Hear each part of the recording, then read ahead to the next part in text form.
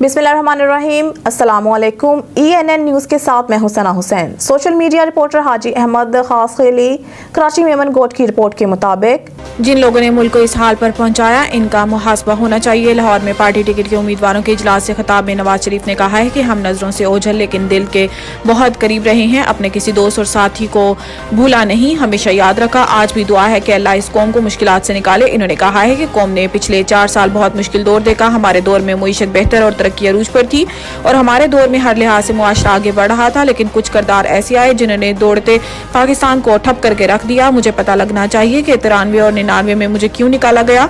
हमने कहा कि कारगिल लड़ाई नहीं होनी चाहिए थी, क्या इसलिए निकाला गया? वक्त साबित कर रहा है कि हम सही थे, वो फैसला भी हमारा सही था। मुल्क की बात आती है तो हम पीछे नहीं हटते।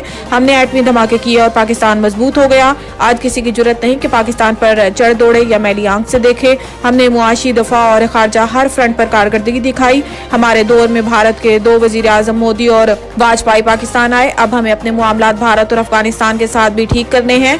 हमें अपने मामलात ईरान और चीन के साथ भी मजीद बेहतर करने हैं।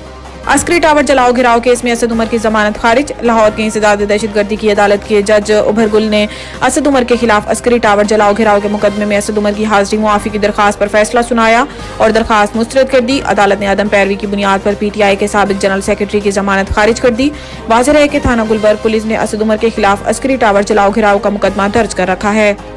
जुल्फ़िकार भुट्टो रेफरेंस की कार्रवाई बराह रास्त दिखाई जाए या रिकॉर्डिंग?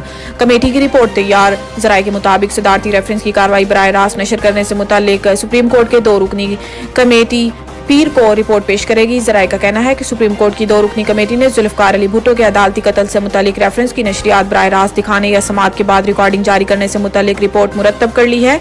ज़राए का बताना है कि जस्टिस अतहर मिनुल्लाह और जस्टिस मोहम्मद अली मजहर पर मुश्तमिल कमेटी सफारिशात फुल कोर्ट के सामने रखेगी। साबिक वज़ीर आज़म जुल्फ़िकार अली भुट्टो के अदालती कत्ल से मुताल्लिक सदारती रेफरेंस पर समाअत मंगल 12 दिसंबर को होगी। चीफ जस्टिस काजी फाइज़ की सरबराही में 9 रुकनी लार्जर बेंच दिन 11 बजे समाअत करेगा।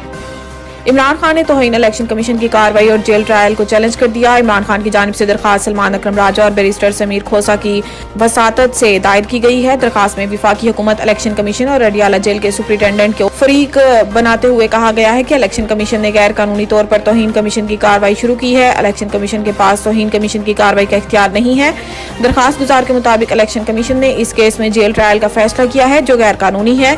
जेल में खुफिया ट्रायल आइन के आर्टिकल 4 की खिलाफ वर्जी है। लाहौर हाई कोर्ट में दायर दरखास्त में कहा गया है कि इलेक्शन कमीशन ने 13 दिसंबर की तारीख जेल में फर्द जुर्म की कार्रवाई के लिए मुकर्रर की है। अदालत इलेक्शन कमीशन का जेल ट्रायल करने का फैसला कलअदम करार दे।